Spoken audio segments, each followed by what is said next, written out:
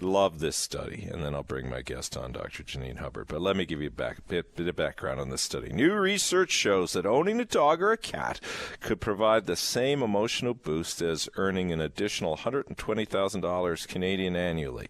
The study, published March 31st in the journal Social Indicators Research, shed light on the impact pets have on human happiness, finding they can also give life satisfaction boost equal to regular hangouts with friends or even being married. More and more people are reporting pets to be members of the family, said Jacqueline Ellis, Director of Behavior at the Toronto Humane Society. So there is certainly a shift in the way we think of how these animals fit into our lives. Dr. Janine Hubbard joins us. Janine has talked about this before with many people on VOCM, but I had to get her on when I saw this study. $120,000 boost, Janine? What do you think of that aspect of this study? I fully agree on the loneliness, but now it's making me enriched by $120,000? Well, maybe that's to compensate for all of the other costs that come along with pet ownership. I'm not entirely sure. But that being said, I think most people know about me. I am a long-standing dog owner and animal person, and have long believed in the importance and values of pets and animals in our lives. So on one hand, not at all surprised by these results. Nice to kind of see it quantified. I'm not entirely sure about how they calculated some of the numbers, but that's okay. We'll go with it. We'll embrace the savings as you say. It is, of course, National Pet Day. There, as you were alluding to, there's been lots of research about pets dealing with loneliness, and there's all kinds of pet therapy programs. What are we learning now about how we can start to incorporate pets, not just in loneliness, addressing loneliness, but in other kind of mental health and wellness therapeutic approaches? Sure. Well, I think the first step is kind of approaching kind of the therapy animal, or the idea of the animals as part of therapy. And there's really interesting research that looks at the act of petting a dog, or, perhaps petting actually any kind of animal, can do twofold. It increases our oxytocin levels. That's the happy hormone. That's the one that makes us feel good.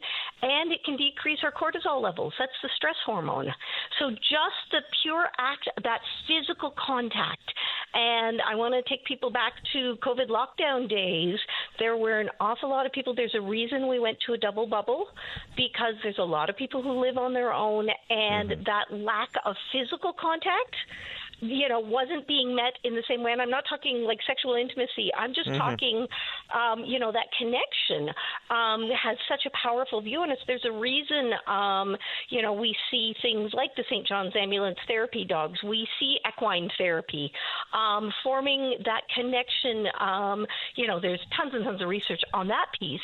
And then this one's looking more specifically kind of the relationship with your personal pet, where there's that additional bond, there's that additional connection, and we saw that during COVID. I mean, there's a reason why it's so hard to get a vet appointment anymore, is because of the number of people who said, I'm home, I'm lonely, or I'm home, this is a good opportunity, and took on pets during that time. The part of the study that's interesting to me, because it's always certainly been the case, when your mother runs the SPCA, you quickly know your pecking order. Hey, you get allergies, you're out of here. The cat stays. So we were certainly well aware who had the priority, the Maslow hierarchy of needs in the house. It was the cats first and the humans second. But is there emotional risk with a pet becoming part of the family because of the heartbreak? I mean, they don't live as long as human beings, or is that outweighed by the benefit?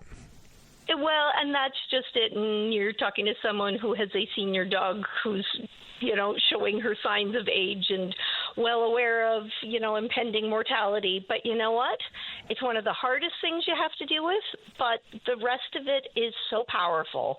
I think it's one of those I guess, rites of passage. It's the price you pay. But I do want to caution, because one of the things that the study was showing is, yes, that actually a pet, can give as much satisfaction as a social hangout or a friendship or even a marital relationship. I do want to put that in some context and balance, that it's also really important to make sure you're experiencing all of those things as well. Yeah, with human beings, I like yes. listen, a pet can be considered a member of the family, but they don't replace the other people that we hopefully continue to reach out to. Hopefully it's in addition to some of those. And or, if perhaps you're in a situation where there aren't others, that yes, it can absolutely provide comfort, can provide support. As I said, that oxytocin and the cortisol impact of just that physical brushing and touching and petting, can be incredibly important. And for some people, it's no matter how bad a day I've had, I walk in the door. Now, your cat might ignore you and say, hey, where have you been? But you know that they're still aware of the fact that you have come home. And for anyone, with dogs out there, you will know that even if you just left long enough to go to the mailbox and back, you're getting an equally exciting greeting. And there's something to be said for, there are some days where some of us are like, well, somebody values me. Somebody thinks I'm important. Even if it's just because I control all the treats and the food, that's all right.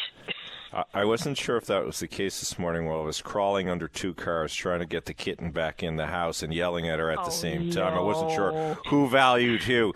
Took 20 minutes. Oh, well, I guess it was the workout, so there was a physical benefit to it. And, Mom, I hope you listened. Pets shouldn't be the only thing. Your kids matter, too. Gina, I'll be late for our appointment today to talk about all of this. But that's okay. And it all works well. And, again, keeping in mind, especially something like a dog forces you to get fresh air and exercises, and actually forces you to meet your neighbors and socialize a little bit. It's not a bad thing. Well, listen, when our famous cat Marv was lost for 8 days, I think I met 2-3 neighborhoods. She was well known. I learned a lot of stories about her misdeeds and misbehavior. Apparently, her cat father wasn't as good as he could be. But Janine, great to have you on. Have a nice weekend. Thank you as always for joining us. Oh, if you hit me with this kind of topic, I'd come on all the time. You enjoy. And give your pets, a little extra scritch, a little treat, something to say, hey, I value you. I appreciate your role in my life. Exactly. Mom, don't neglect your children. You can call me later. We'll deal with our issues. Bye, Janine. Thank you. Bye.